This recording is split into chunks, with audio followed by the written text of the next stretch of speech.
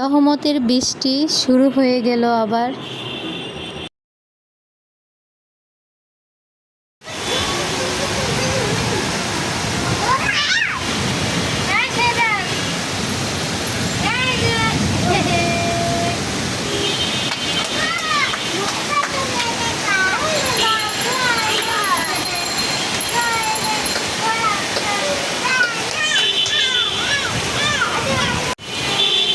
আসসালামু আলাইকুম, আশা করছি সবাই ভালো আছেন।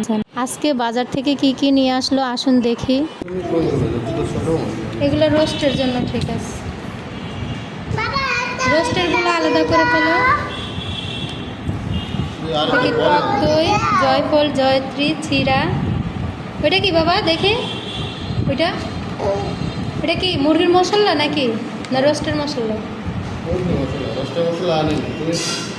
হলো গরুর মাংস, এখানে কলা আনা হয়েছে, টক দই, জয়ফল, জয়ত্রী, চিরা আর মুরগির মশলা। হ্যাঁ, এই গরমে টক দই খাওয়া তো খুব ভালো।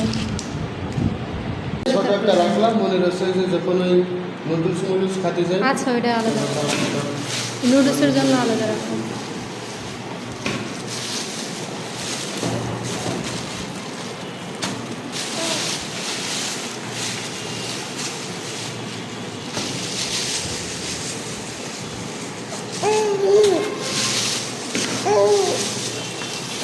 কয়টা পলি হয় থাকেন, খাওয়া দাওয়া করে পরে যান।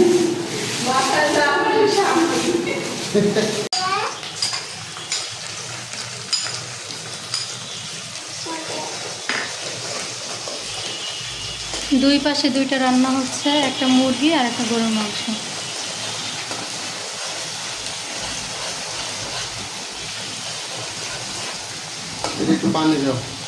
টক দই দেওয়া হয়েছে গরুর মাংসে।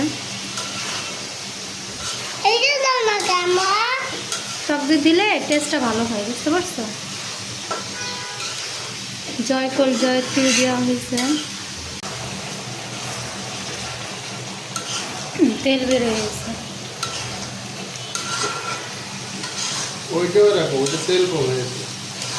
মুরগিতে না, এই যে তেল বের হয়েছে কত তেল।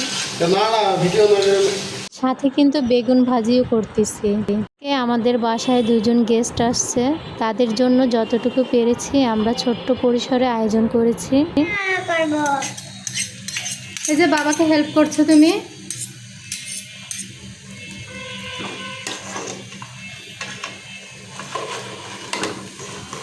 তোমার বাবার হাতের খিচুড়ি রান্না খুব টেস্ট না বাবা?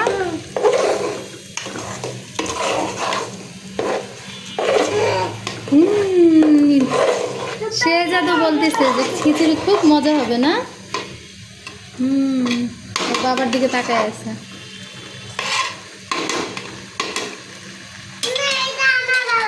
তোমার বাবা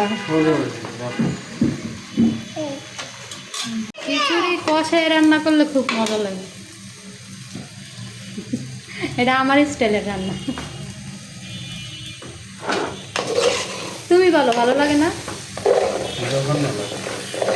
জীবন খুব টেস্ট লাগে।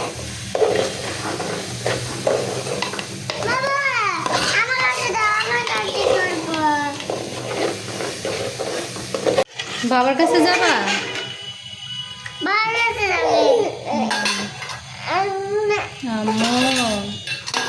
পাখি সামিনও রান্না করতেছে ওর বাবার সাথে।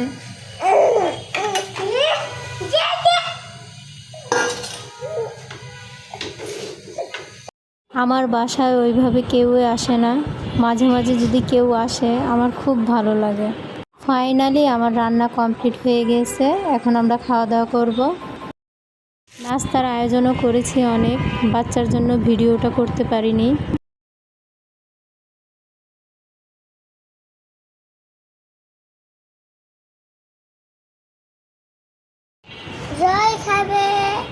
আর কে খাবে? আর আম্মু থাকবে। আম্মু খাবে। আর সামিন? আমি খাবো। আমার ছেলে বিকেলে নুডলস খাবে, তাই ওর জন্য নুডলস রান্না করে দিলাম। সবাই ভালো থাকবেন, সুস্থ থাকবেন, সেই কামনাই করি। আল্লাহ হাফেজ। শেহজাদ খাবে, শেহজাদের বাবা খাবে, আম্মু খাবে, ভাইয়া খাবে না।